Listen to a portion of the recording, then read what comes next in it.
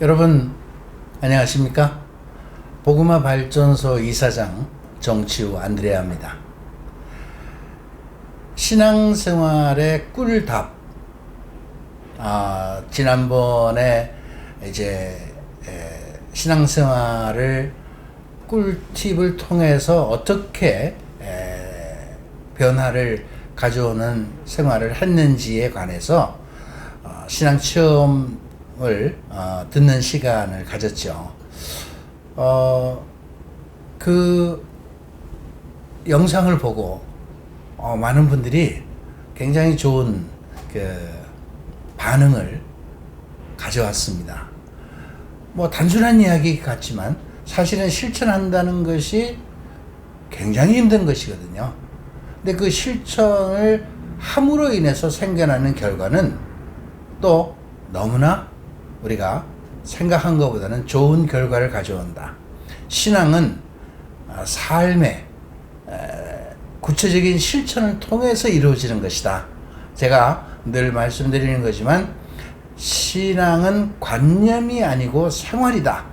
이제 우리가 가야 될 길이 바로 신앙의 생활화입니다. 자, 오늘은 이제 신앙생활을 구체적으로 어떻게 실천하고 있는지 오늘은 우리 윤대레사 자매님을 모시고 여러분들하고 구체적인 체험을 같이 나누도록 하겠습니다. 안녕하세요. 안녕하세요. 예, 그 자매님 신앙생활을 열심히 했죠 그동안. 뭐 본당에서도 제가 알기로 본당에서도 뭐 봉사도 여러 가지 많이 하셨고 또 오랫동안 뭐 저희 그 복음화 학교에서도 열심히 봉사를 해오셨는데 이제 저하고 같이 이 복음화 발전소를 하면서 사실은 좀 더 신앙생활의 꿀팁을 들으면서 좀 더 구체적으로 생활을 실천하고 있다, 이제 그런 말씀들을 제가 들었어요. 자, 그렇다면 자, 어떻게 신앙생활을 구체적으로 좀 실천하고 있는지 오늘 이 영상을 보시는 분들에게 이제 어떤 도움이 되는 이야기가 나올지 저는 굉장히 궁금합니다. 말씀을 한번 시작해 주시겠어요? 네.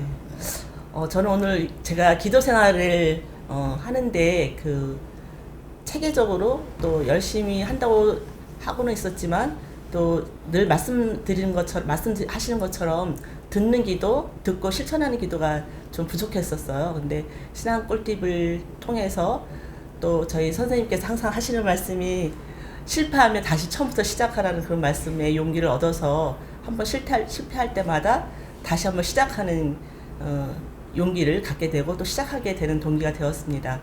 그래서 제일 먼저 했던 건 기도 생활이 잘 안 됐기 때문에 제일 먼저 기도 생활을 하기 위한 분위기를 만들어야 되었어요. 그래서 예전에는 다락방에다 기도방을 만들어 놨는데 아침에 일어나면 뭐 이유를 붙여서 그 다락방에 올라가는 게 쉽지가 않더라고요. 그래서 눈 뜨면 바로 기도할 수 있는 장소로 옮겨놨어요. 다락방도 기도방이 있고 따로 거기는 제가 이제 수시로 이제 혼자 있고 싶을 때 올라가서 기도하고 아침에 눈 뜨면 바로 기도할 수 있도록 안방에 기도상을 준비를 해놓고 아침에 눈 뜨면 바로 일어나서 세수하고 앉아서 기도할 수 있는 시간들을 만들었습니다. 그래서 꾸준히 처음에는 앉아 있는 것이 힘들었는데 꾸준히 매일같이 반복해서 몇 년 동안 하다 보니까 어느 순간에 그게 몸이 자연적으로 일어나게 되고 그 자리에 앉게 되었어요. 그래서 오랫동안 앉아서 말씀을 들으려고 욕심을 내기보다 처음부터 앉아서 시간을 드리고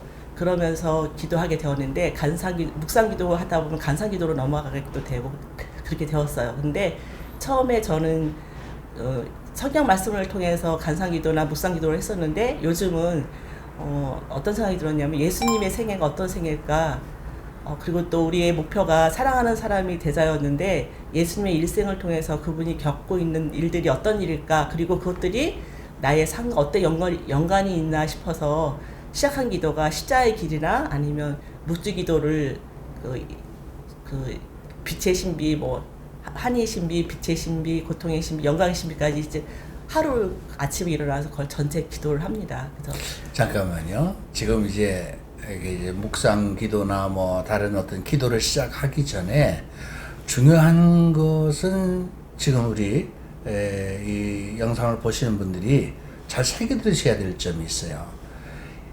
일단은 오래 앉아 있는 것부터 훈련을 하지 않은 거였습니다. 네, 그죠? 네. 이게 굉장히 중요한 거거든요. 그러니까 오래 앉아 있는 훈련을 해야 돼요. 응? 뭐 해치우는 거 아니잖아요. 그죠? 이제 그러려면 오래 앉아 있는 훈련을 해야 돼. 아무 걸 안 하더라도 오래 앉아 있는 훈련을 먼저 시작하는 것이 굉장히 중요하다. 이제 그 다음에 그 시간 안에 무엇을 하느냐 하는 거죠. 계속해서 한번 얘기해 보시죠. 그래서 이렇게 예수님의 생애를 묵상하다 보니까 제가 현재 처해 있는 삶과 같이 연결돼서 묵상되는 경우가 참 많았고, 그 묵상을 통해서 주님이 주시는 지혜를 통해서 삶으로 실천하게 되었어요. 그래서 뭐 말씀을 듣는다 이러기보다 내 안에 떠오르는 생각들, 그리고 그 생각들이 어떨 때는 내 생각일까 싶어서 이렇게 여러 번 묵상하면서 시간을 보내기도 하지만 그 말씀대로 실천하는 습관을 한번 해봤거든요. 근데 그렇게 주님의 뜻이라고 생각하고 말씀을 실천하면서 저한테 얻어지는 것은 되게 제가 인간적인 힘으로 했던 것보다는 좀 더 많은 효과들이 일어났었어요. 그리고 주변 모든 사람들한테도 이렇게 평화와 기쁨을 줄 수 있는 그런 일 처리가 되면서 이게 주님의 말씀이시구나 하는 거를 깨닫게 되더라고요. 경험하게 되고. 그런 것들을 이제 구체적으로 네. 기도를 통해서 체험을 하게 됐다. 네, 네. 예. 네. 그래서 예전 같으면 나의 생각대로 말을 딱 내뱉게 되고 또 누군가가 저한테 상처되는 말을 하면 바로 미움이 생겨가지고 그 사람을 안 본다든가 이런 생각을 했는데 맨날 기도상에 앉다 보니까 그런 것들이 묵상이 되는 거예요. 내가 왜 화가 났을까? 왜 그 사람이 그렇게 말했는데 내가 화가 났을까?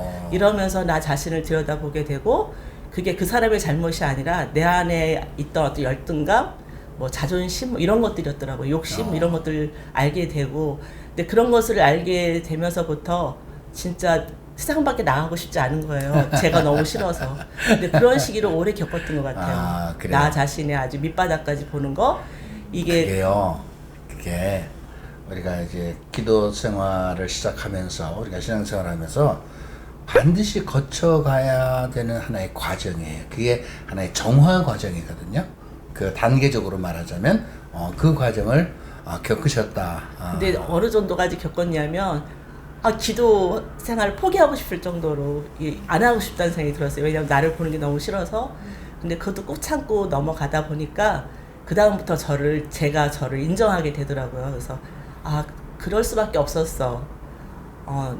괜찮아. 이런 말을 하게 되고 나중에는 좀 더 시간이 흐르니까 나를 있는 그대로 봐주게 되는데, 거기서 예수님께서 그것을 나를 사랑하고 계시다는 것을 알게 되면서부터 나를 사랑하게 되더라고요. 제가 그러면서 얻어진 게 또 뭐냐면, 다른 사람들이 어떤 말을 나한테 상처 주는 말을 해도 상처가 되지가 않고, 또 내 눈에 거슬리는 일을 해도 저 사람이 왜 저런 일을 할까, 뭐 집안에 좀 안 좋은 일이 있나, 지금 뭐가 안 좋은가, 이렇게 먼저 생각하게 되고 그 상대방을 위해서 기도하게 되더라고요. 저도 모르게. 네. 그래요. 네. 예수님이 말이죠. 이거 우리가 기도 생활을 통해서 이제 경험하는 게 참 많은데, 그 기도 생활을 통해서 예수님이 나를 사랑하신다 이것만 깨달아도요, 세상을 바라보는 눈, 사람을 바라보는 눈이 아주 달라져요. 그죠? 네.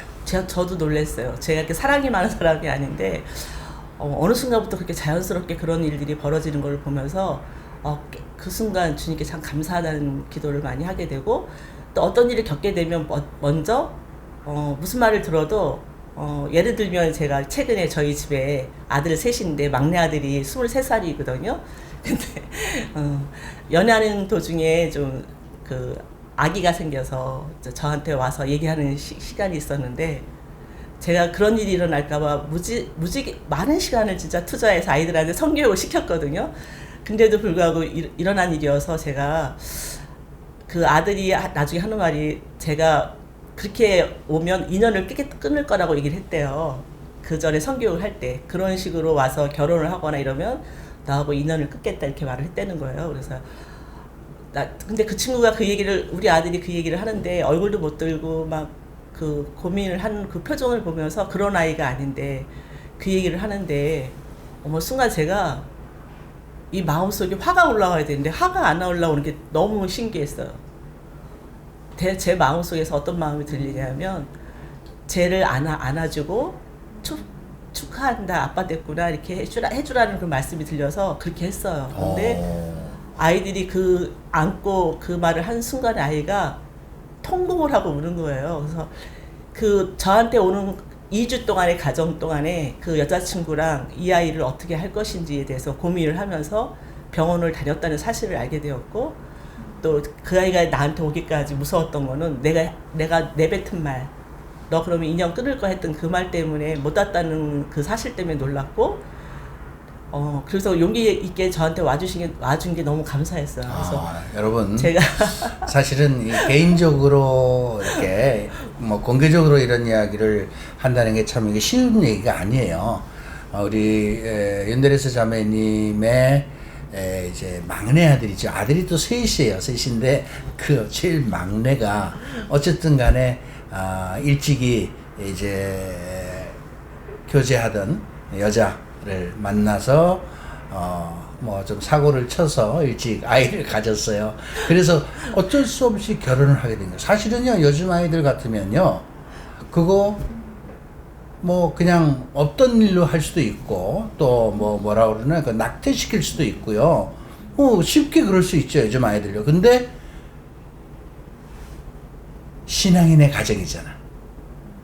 또 신앙인의 가정이라 하더라도 사실은요, 여러분, 부모의 입장에서 그런 상황이 딱 닥치면요, 어떻게 하겠어요? 여러분들 같으면 그냥 까무러치지 않겠어요? 그거 받아주겠어요? 굉장히 어려운 겁니다. 그런데 그 순간에 그렇게 와서 이야기를 하는 그 아이와 며느리를 정말 편안한 마음으로 받아줬다는 것. 그 아이들을 포두무 안았다는 거. 이건 웬만한 신앙인도 사실은 할 수 없는 겁니다. 그죠, 여러분? 지금 그런 어떤 이야기를 지금 하고 있는데, 어쨌든, 저는 그런 마음을 갖게 해준 것도 물론 주님이시죠. 주님이. 근데 그런 마음을 갖고 대할 수 있는 그런 어떤 이끄심, 이게 주님의 이끄심인데, 그것이 그냥 갑자기 이루어진 것이 아니라 평소에 끊임없는 이 신앙생활과 기도생활을 통해서 이루어진 것이다. 지금 이제 그 이야기를 하고 있는 거죠, 그죠? 네. 네, 얼마 전에 결혼식을 올렸지만 그 결혼식을 준비하는 동안에 많은 우여곡절이 있었어요. 근데 그때마다 어려울 때마다 또 문제가 막힐 때마다 제가 이제 기도하게 되고 또 아이들이 내가 뭐 어떤 설득을 하거나 이런 것들이 통하지 않은데도 불구하고 그 시간에 그걸 놔둔 상태로 주님께 기도하게 되는데 제가 기도하는 게 좀 달라진 게 제 뜻을 구하는 것이 아니라 주님, 저는 이러고 싶고 아들은 이러고 싶다고 하는데 근데 주님, 저는 주님의 뜻을 따르겠습니다. 주님께서 정해주신 대로 따르겠습니다 하면서 마음에 이렇게 욕심이 내려지면서 되게 평화가 왔어요. 그래서 그 신앙 꿀팁에서 선생님께서 어린아이 같은 순수한 마음이 된다는 것, 그리고 늘 순수한 어린이 같은 마음으로 주님의 등에 업혀가라, 앞서가지도 말고 주님의 등에 업혀가면 주님께서 알아서 해주실 것이라는 그 말씀이 생각이 났어요. 그래서 그 아이하고 이렇게 말을 실갱이를 벌이다가 보내고 나서 바로 기도에 들어갔어요. 제가 책상에 기도상에 촛불을 켜고 기도를 하고 있는 도중에 기도를 계속 하고 있는데 제가 마음이 되게 평화로워지고 아 주님의 등에 엎여 있다는 느낌이 들었을 무렵에 전화가 온 거예요. 며느리 아이로부터 아들이 엄마한테 그렇게 해서 죄송하다 그러면서 엄마가 하시는 대로 하겠습니다 하고 연락이 오는 걸 듣고 네. 네. 지금 우리가 중요한 이야기를 듣고 있거든요. 이제 우리 연들에서 자매님이 기도 생활을 하면서 이제 제가 그동안 끊임없이 여러분들에게 말씀드렸던 많은 꿀팁 안에서 내용들이 있어요. 이제 그 중에 이제 순수하게 어린아이와 같은 마음으로 기도를 해야 된다. 그리고 주님한테 엎혀서 가라.